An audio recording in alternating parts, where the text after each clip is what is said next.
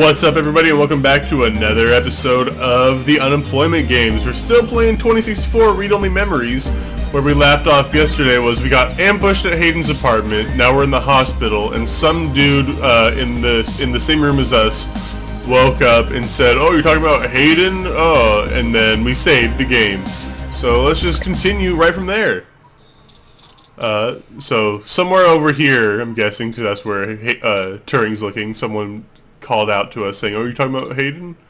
Let's look at my vitals. You seem to be doing okay. That's good. You're a writer, not a doctor. Sit back down. Use an item. Let's listen to it. Listening to your diagnostic recording so close and focused is kind of creepy. I don't disagree. Let's try out some spoiled milk. You'll be going to a place far worse than here if you do that. That's right. Milk jail. Anything but milk jail. Please, not milk jail. You scan your ID on the screen and the Medicomp bleeps. It's you. It's really you. Let's look at my bed. It's decently comfortable in spite of the coverings. Ugh. Let's touch it. The metal railing is cold to the touch. Not one of those fun moving reclining beds, sorry to say.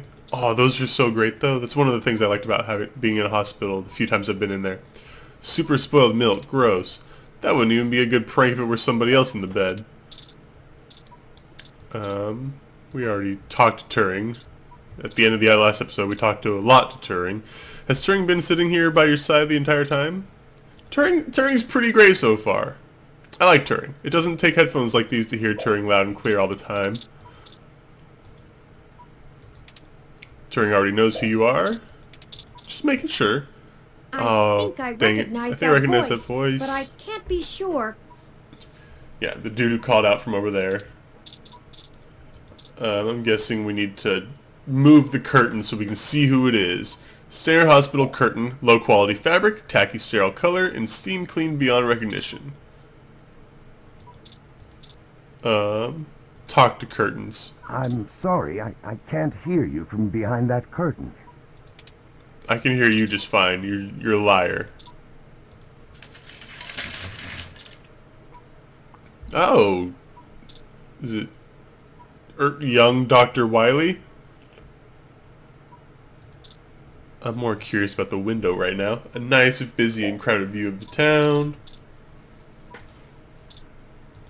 Let's throw some spoiled milk at it. The window is locked and there must be a better use for the milk than just ruining this view. I'm sure there's got to be some use for it. It's driving me crazy that I haven't used it yet. Don't try to throw it up there. You just got it back. Talk to the window. The beauty of the view inspires you to hum out a little ditty. I don't get to hear the ditty? Locked, but you dig the warmth from the sun. What is this medical station? Some sort of medical device is hooked up to his chair. It seems to be running diagnostics on his status. Oh, so he's a patient. I would have thought that he was some sort of future doctor. Are you threatened by the presence of something potentially more technologically advanced than Turing? Yes, that's exactly what I am. Indeterminate bleeps and bloops, not unlike the ones coming from your own Medicomp. That's dangerous, plus he's sitting right there. I don't care. Don't touch that before things get morbid. Maybe Turing is more adept at speaking computer. I'm sorry. I'm afraid I can't do that. Alright, Hal. I kind of want to find out more about this guy's chair. I've already done everything else, so I guess we gotta talk to this guy. Look at patient. Seems he's your roommate. He looks alright. Sorry for being a nosy, Nancy. Hayden's an old friend of mine, and this sounded all too familiar. Is there only one person named Hayden in this entire city? Because everyone seems to know who Hayden is just by the name Hayden. Has anything happened to him? Firstly, tell me your name. You got some sick sideburns, though. Who are you? Were you listening in on our conversation? Yeah, who are you? Of course. I've not yet introduced myself. Yeah, that's why I asked who you are. My name is Dr. Yannick Fairlight, and I'm the founder and former CEO of System 1 Software, now owned by Parallax. So you are a doctor, but you're a patient here. Okay. Parallax is the company that we don't like. So you sold to them. Okay. He is telling the truth, at least as far as I can intuit from information on the meshnet. And I do recall Hayden mentioning a Dr. Fairlight, at least once in passing at some point. See, I don't bite. Were you listening in on our conversation? I hate to be the one to tell you, but privacy screens are hardly soundproof. However, if this situation concerns us both, perhaps we can help each other. I won't press you for details, but perhaps I could be of some assistance. I remember my association with Hayden fondly, and I'd be happy to help in any way You said former CEO. What are you doing here? How can you help? What do you want? Let's go down the line. Yes. As I've mentioned, Parallax acquired my company, System 1 Software. I accepted a CTO position, and additionally served on Parallax's board for several years. The other directors and I had a difference of opinion about the direction the organization should take. The non-centralized data scheme for most ROMs used today seemed ludicrous at the time. We were playing with fire, dangerous, morally ambiguous fire, and well, we hadn't invented a bucket of water. So when Parallax's servers were destroyed by hobbyist hackers, well, needless to say, it was a PR nightmare. Everything halted until we could get the damage fixed. And since the security work that goes into maintaining the integrity of near-impenetrable meshnet is astronomically expensive, we had our share of disagreements. In the end, I was voted off the board and they went on without me. Do I have hard feelings? Of course, who wouldn't? In the end, though, it really doesn't matter. I'm an old rich man with enough hobbies to last the next 2 decades. How did you meet Hayden, or do you know anything about Hayden's research? Hayden, hopefully we'll get to ask the other question. When the two companies first underwent the merger. At the time, he was a young, hotshot researcher working in the search data correlation sector. He was assigned to find the best ways to integrate Parallax's own collection and analysis tools into System 1's LIPS operating system. He was a bit much to handle at times, honestly, but I admired his passion for the subject. Do you know anything about Hayden's research? We do get to ask the question. His research? No, not so much. I remember at the time he had interest in advanced machine sapience. But that is the realm of science fiction. He once showed me a prototype of his. She was quite clever, very convincing, but you could tell she did not contain the spark of life. Talking about Turing? You are another of his creations. Yes, I am. I'm sorry, I didn't introduce myself. My name is Turing. Did you say she? Ah, yes. She was quite insistent on that fact over the course of my conversation with her. Hayden said that she had picked out the color for her casing herself, pastel pink. Still, I must assume you are far more advanced than she if you are spearheading the search for your creator. Perhaps I should have had more faith in Hayden's little hobby. Do you know what became of her, or where she might be now? Hayden has told me so little of his past research. I'm sorry, Turing. It was a long time ago, and I'm afraid my memory is not what it used to be. If any of my contacts in Parallax make mention of your erstwhile sibling, I'll pass it on to you. Thank you, Dr. Fairlight. Let me ask about something else. Of course. Ask away. What are you doing here? The chair you find me in is an advanced diagnostic and life support run. Its development is one of my hobbies, so to speak. It monitors my vitals and administers medications as necessary to keep my body stable.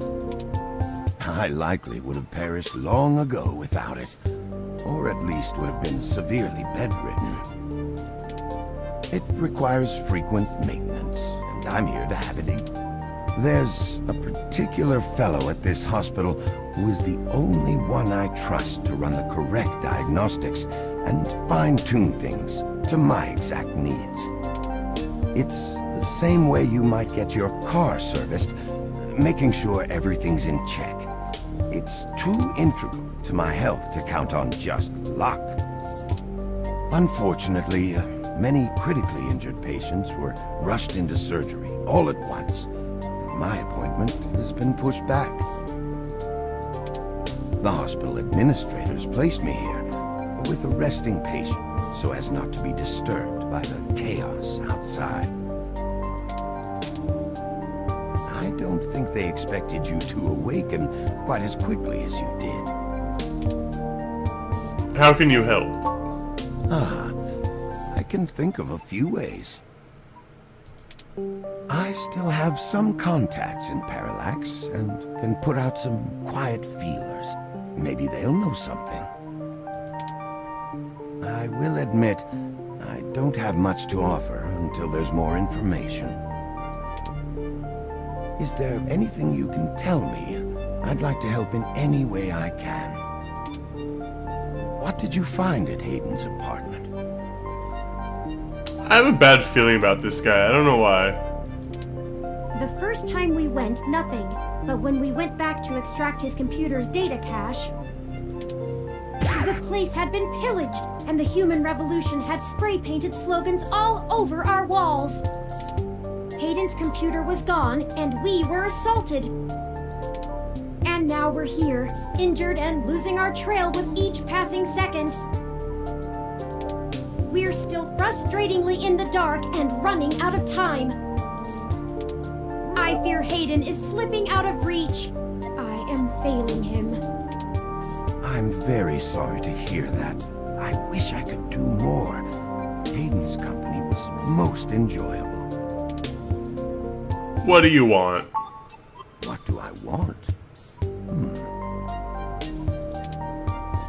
It would be nice to be young again. Play the darling of the company, court prince and pauper alike. But right now, someone I grew very fond of is in great danger. I simply wish to see Hayden home again, safe. It's been very interesting speaking to you, Dr. Fairlight. Turing, are you sure we can trust him? Turing, we should trust him. Turing, I don't think we should trust him. I want to see what Turing I don't think thinks. we have any choice. Something about the way he speaks and the words that he says makes me feel iffy about this guy. If I'm looking into this on my own, you might as well benefit from it. We both want the same thing, yes? It's up to us to seize opportunity when it appears. I think I have a lead for you two that will prove most useful. You said you found human revolution slogans spray-painted on the walls? I am acquaintances with the man leading the current human revolution protests at the Genus Clinic. His name is Brian Mulberry. Let's go all around the Brian Mulberry bush then. After an introduction from me, he may be willing to shine some light on that particular event. a fair light on that particular event, you might say.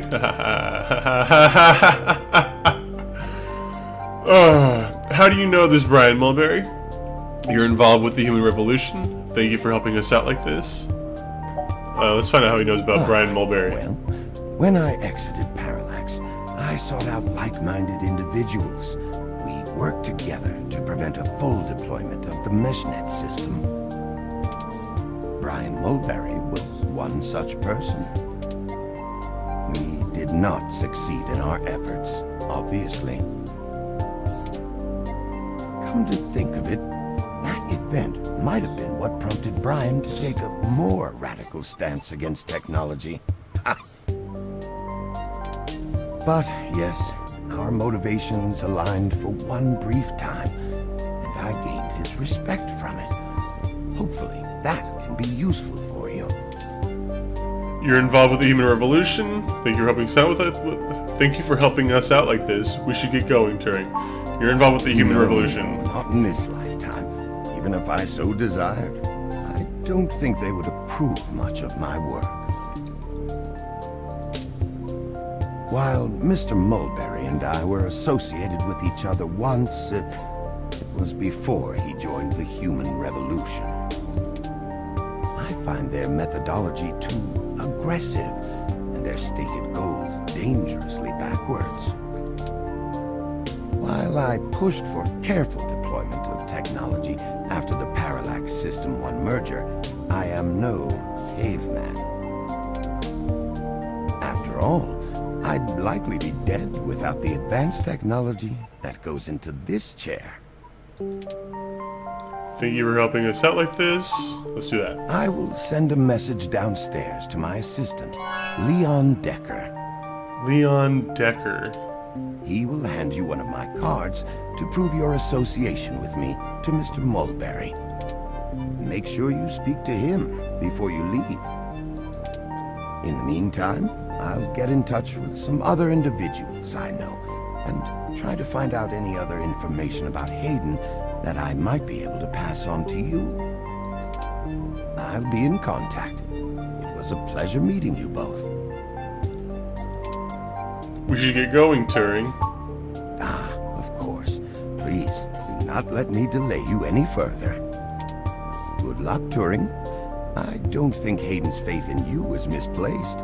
You are an impressive piece of technology. Thank you, Dr. Fairlight. We'll be in touch. Should I call downstairs to have you discharged? I'm gonna say not yet so I can save and then finish this episode of this, but then our next episode, I guess we'll go get the card from Decker, then go talk to Brian Mulberry. That's what it seems like I have to do. Just let me know when you're ready to go. Will do, Turing. Thanks again for watching the Unemployment Games. Tune in again tomorrow for another episode of 2064 Read Only Memories.